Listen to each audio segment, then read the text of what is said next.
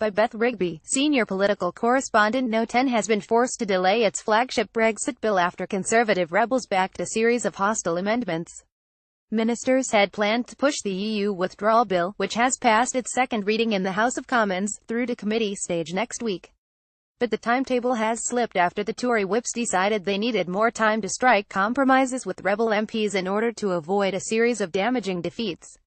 In total, 300 amendments and 54 new clauses have been tabled to the bill, which transfers European law into the domestic statute book after Brexit, underlining the resistance within the Commons from both opposition parties and some Conservative MPs.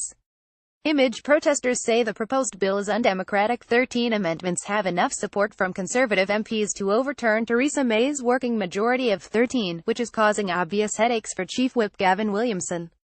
Government insiders told Sky News that the volume of amendments that need to be considered and responded to means the legislation won't be ready for line-by-line committee stage scrutiny next week. Labour seized on the delay as evidence the Brexit bill was not fit for purpose and said Mrs May was potentially facing more than double the number of defeats on this bill than former Prime Minister John Major suffered at the hands of the Maastricht rebels. Video May refuses to say if she would vote leave now. The Tories' repeal bill is simply not fit for purpose. It would give huge and unaccountable power to ministers and puts vital rights and protections at risk, Sir Keir Starmer told Sky News. Theresa May must start listening to the legitimate concerns of Labour and some of her own MPs and urgently change approach.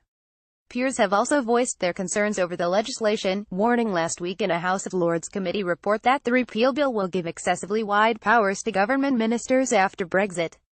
The bill will shift some 12,000 EU regulations onto the British statute book.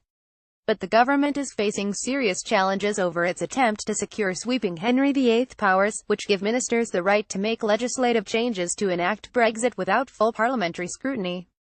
10 Tory rebels are also backing an amendment demanding that the final Brexit deal be approved by parliamentary statute, which would give MPs the ability to propose changes to the deal. To date, the government has only agreed to give Parliament a vote on the final Brexit deal.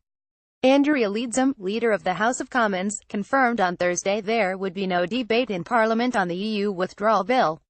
Video PM under pressure over Brexit exit bill. What I can say to all members is of course, there are some 300 amendments and 53 new clauses being proposed, quite rightly, by members who have very real concerns about the bill.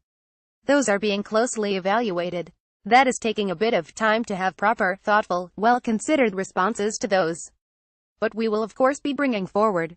MPs are due to spend 8 days debating the repeal bill at committee stage, which will then undergo further scrutiny in the Commons and the Lords before it is approved.